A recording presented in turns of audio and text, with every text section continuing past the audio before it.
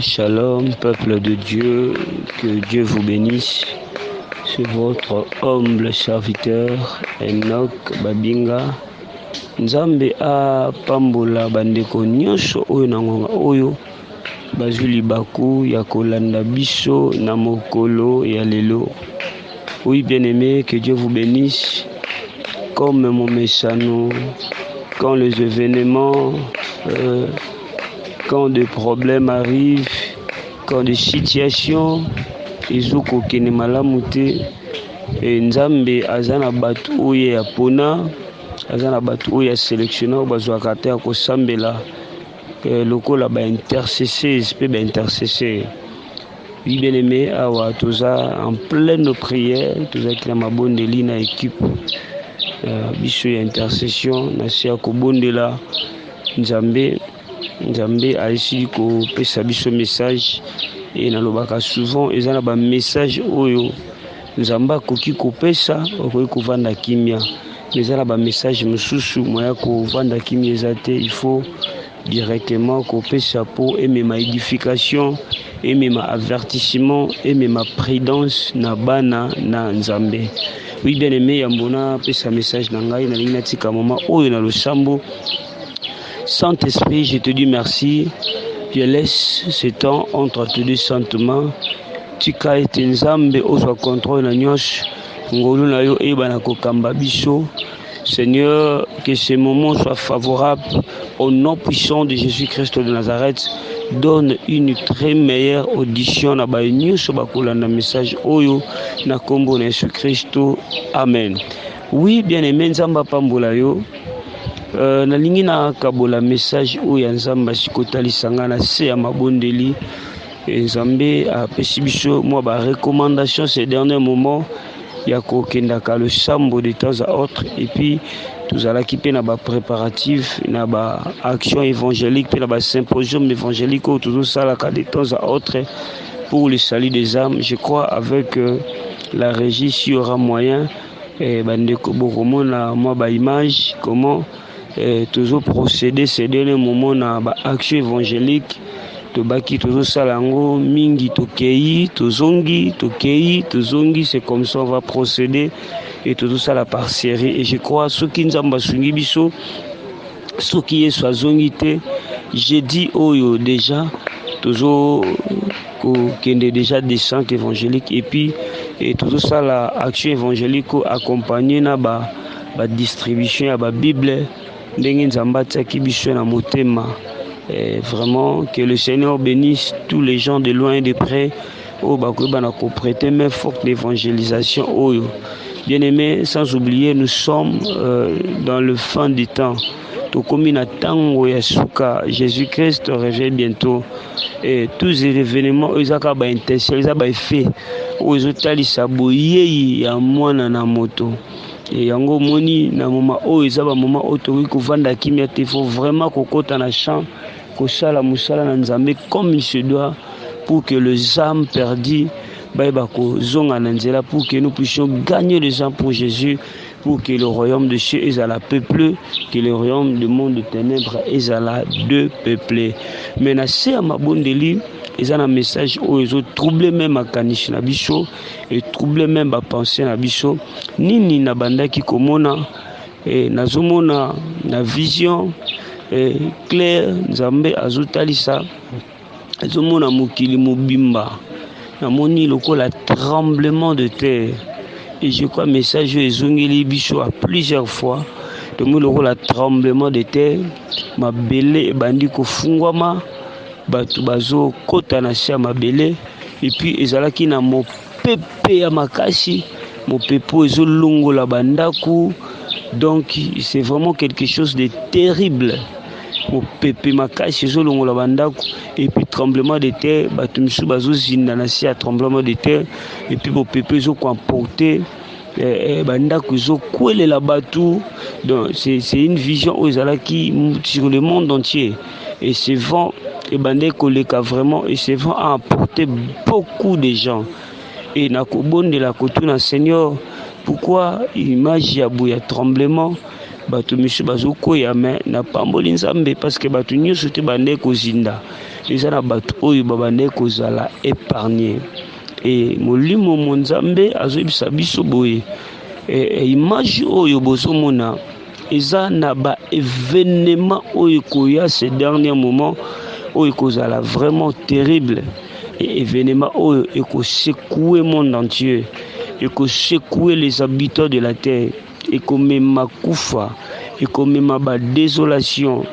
Il faut vraiment bana na ngai bokota na se ya losambo pe na mabondeli mpona kosambela nzambe ayeba na koépargne biso na danger oyo mpona kosambela nzambe ayeba kolongisa biso libiso ya mipepe oyo sino te ekozala na mabota ebele ekolela na ba événement oyo banda se succéder et puis nzambe azobisa biso bomoni ba tremblement oyo ezomema bato bomoni ba mipepe oyo ezoya eza ba vent oyo ekomema bato et le Seigneur ayebisi biso clairement il y aura des événements désastreux qui va se succéder qui va se succéder de temps à autre.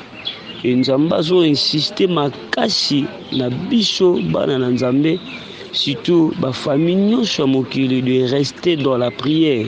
Et ces derniers moments il faut faire des prières surtout familiales. Papa, maman, rassemblez vos enfants, rassemblez vos petits-fils, vos fils. C'est l'heure de faire des prières familiales, d'implorer la miséricorde de Dieu, d'implorer la grâce de Dieu surtout parce qu'il y aura beaucoup de familles qui plairont. Et le Seigneur nous a insisté de faire des prières surtout familiales et de courir surtout à la repentance.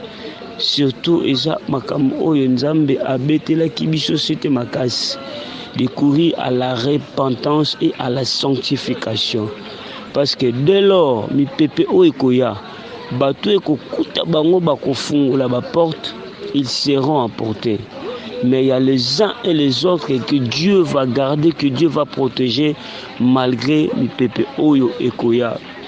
Bien-aimé dans le Seigneur, na ba virage otozokoma eza na ba virage ya suka eza ba virage moko eza vraiment très terrible. Et pourquoi le Seigneur insistait que mabota bazwa te kosambela parce que eza pe na bana ebele bakokoma bateti bana ebele bakokoma ba rebelle et mokila molili ezobongisa pe kobebisa surtout bana no occultisme pe na ba pratique ya mabe. Et dès lors ba pratique ya mabe wana ekokota na famille et cette famille ekozwa tremblement, cette famille ekozwa mopepe ya mabe ekozala ba porte ouverte oyo ko permettre Satan azwa occasion ko détruire ba famille, azwa occasion ko détruire bana na nzambe. C'est pour cela nzambe azoyebisa biso mabota ba prière surtout familiale pour que mabota na biso pour que bana na biso tozala épargné na mipepe oyo sino te ba porte oyo kofungwama ekopesa force na monguna na biso na koyeba ko saccager encore nous davantage. Yango nzambe azoko insister papa maman de rassembler la famille pour la prière. Tozwa te akosambela nzambe na mabota, implorer la miséricorde de Dieu pour que le Seigneur asala biso ngolu tozala épargné na mipepe oyo, tozala épargné na danger oyo, parce que ce sont des choses qui sont bien établies et le Seigneur nous avait prédit qu'il y aura même des événements oyo kosalama et kosalama pour nous donner des enseignements et pour attirer encore notre attention envers Dieu. Bien-aimés dans le Seigneur, la Bible nous dit, vous connaissez la vérité et la vérité vous affranchira. Il a dit encore dans sa parole, mon peuple périt par manque de connaissances. Bible zobi sangana mukana na Jacques, le chapitre 1, le verset 12. Heureux celui qui supportera patiemment les épreuves. Il y aura une couronne qui lui a été réservée. Bien-aimé, je crois, dans ces derniers moments, nous avons à permettre des preuves et comme la bicho. Nous avons à permettre de mi pepe misusu et comme la bicho. Et bateau bako supporter. Ils ont une couronne oyo nzambe abongisi pona bango. Bateau bako tenir ferme selon la Bible nous a dit dans sa parole, résistez au diable et il fera loin de vous.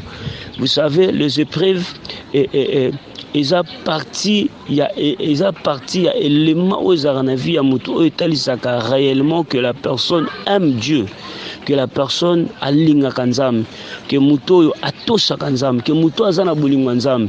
Et parce qu'il y a des quand les épreuves arrivent, il y a les uns et les autres abandonnaka. Mais la personne qui supporte les épreuves aux otalisaka azobi sanzambe ata minyoko ata bapashi ngala linga ko kakata bitumbeye, je dois supporter. Je dois tenir vraiment ferme. Et bien aimé, Dieu nous avait averti, surtout les très femmes. Et ça, il y a jeûne et prier. Parce qu'il y aura des moments où il y aura des moments où des situations et vous allez tellement dur. Il y aura des moments où vous allez ceux qui sont assidus à jeûne et prier. Selon la parole de Dieu, Bible les apôtres, ils gênaient et ils priaient. Le Saint-Esprit a dit, mettez-moi à part Paul et Silas. Donc allez-y comprendre que le jeûne et prière, c'est quelque chose qui était dans l'église primitive. Et il faut et quand le temps dur viendra, ça nous permettra, nous et nos enfants et nos familles, de pouvoir très très bien résister. Bien-aimés dans le Seigneur, et peut-être en parlant, mais ce que moi j'ai vu, c'était des choses vraiment très très terribles. Très très terribles, et j'insiste. Et c'est là qui m'a camboyé, il n'y a pas si peu à coller là. Mais Nzambaza Malam, quand le Seigneur, l'ange de la mort avait passé en Israël, il y a les gens qui étaient sauvés. De même, les gens qui garderont le nom de Jésus-Christ de Nazareth, les gens qui garderont la sainteté, les gens qui garderont la sanctification, les gens qui garderont la parole, les gens qui garderont la vie de prière, les gens qui garderont la vie de sacrifice, Dieu nous épargnera. Non seulement nous et nos familles, tout kozala épargné na mi pépé, puis tout kozala épargné na bambonge. C'est le message, ils ont vraiment message très urgent pour nous rapprocher encore dans la présence de Dieu. Le Seigneur nous avertit parce que tant que kokoma, tous à la étonnité, on doit toujours être résistant et on doit supporter patiemment ces épreuves. Et après ces épreuves, il y aura une couronne que Dieu qui nous a réservée à ceux qui l'aiment. Et l'épreuve, comme j'ai bien dit, c'est pour cela que vous allez remarquer Job, malgré toutes les épreuves, il le met toujours Dieu, il n'a pas régné sa foi. Malgré les conseils de sa femme, il a tenu ferme et jusqu'à ce que le Seigneur lui a rémunéré. Bible Zoloba, Nzambaza mofuti ya batu nyonso balukaka ye, tout comme Nzambaza mofuti ya batu nyonso babatelaka liloba na ye, tout comme Nzambaza mofuti ya batu nyonso babatelaka sainteté, Nzambaza mofuti ya batu babatelaka sanctification, Nzambaza mofuti ya batu basipotaka bepreuve ata mipepe ata bambonge. Le Seigneur, il est le véritable rémunérateur. Que Dieu vous bénisse et nous continuons dans notre série de prières. bandeko bazwi kozwa message oyo papa maman tozwa lisusu temps ya kosambela et aussi rapprocher encore davantage na présence ya Nzambe parce que ezana ba événement ezana ba mipepe oyo koya et kozala tellement makasi. Mais moi je crois, toi et moi, on doit garder la sanctification, on doit garder la parole de Dieu, on doit garder la vie de prière, on doit garder la vie des sacrifices, des chaînes de prière et toujours ndima toko tenir ferme liboso ya mi pepe oyo. Nzamba pambola biso, c'était votre humble serviteur Enoch Babinga les chasseurs. Bien-aimé comme na loba kine bandelangai toujours koba na ba préparatifs, na ba prière, ba jeune toujours ça là ces derniers moments pour entrer encore dans les champs d'évangélisation pour gagner les âmes pour Jésus.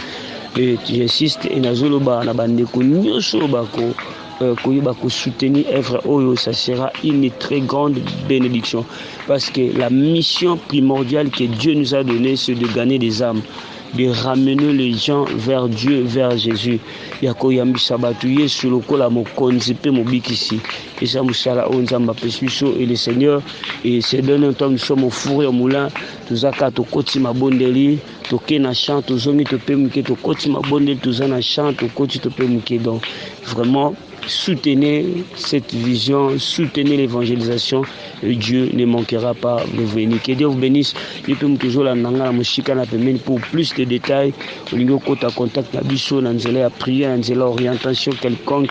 N'hésitez pas de nous appeler plus 243 89 50 79 749 plus 243 89 50 79 749 et Kokota contact on aura le temps de prier, on aura le temps de chercher Dieu, on aura le temps d'écouter les orientations de la part du Seigneur pour que Nzambe aibana ko accorder libération, délivrance, paix, kimia.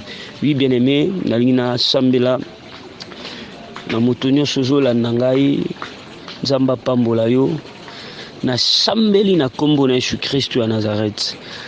Saint-Esprit batela ba dépôt ya losambo, batela ba dépôt ya kobanga yo, batela ba dépôt ya kolukelongi na yo. Seigneur, dans ce temps dur, nous avons besoin d'être remplis de l'Esprit de Dieu. Je prie au nom de Jésus-Christ de Nazareth, sous l'onction du Saint-Esprit. Laisse que l'onction du Saint-Esprit opesa moko na moko makashi. O telemisa biso lisusu na kondima. Pour que tu contemples ma merveille, pour que tu tenir devant le combat. Nous avons na chambeli na papa, maman, zola nanga, zobe, la zana problème, quelconque qui je ne sais pas. Mais le Saint-Esprit qui connaît nos problèmes. Je prie au nom de Jésus-Christ de Nazareth. Si cause à la nzambo, copé sa solution, je déclare, s'il y avait des esprits qui étaient derrière sa maladie, il y avait l'esprit qui était derrière sa souffrance, je libère le feu du Saint-Esprit au nom de Jésus. Tu as dit dans ta parole, voici le miracle qui accompagneront tous ceux qui auront crié en mon nom, ils pourront chasser les démons. Père, j'ordonne à toutes sortes d'esprits mauvais de libérer la vie de tes enfants. Laisse que la paix de Jésus-Christ de Nazareth, comme tu es le prince de la paix, tu oses installer la mabota, installer la mboka na biso na kombo Jésus-Christ de Nazareth. Amen. Que Dieu vous bénisse, que Dieu vous bénisse. C'était votre homme le serviteur Enoch Babinga Nzamba pambola biso na pamboli mama GH, na pamboli papa Charlie, na pamboli Nata Mwamba, na pamboli papa Brice, na pamboli bandeko nyonso, na pamboli maman Mariam Kamanda, et fait vraiment de cette message une très large diffusion.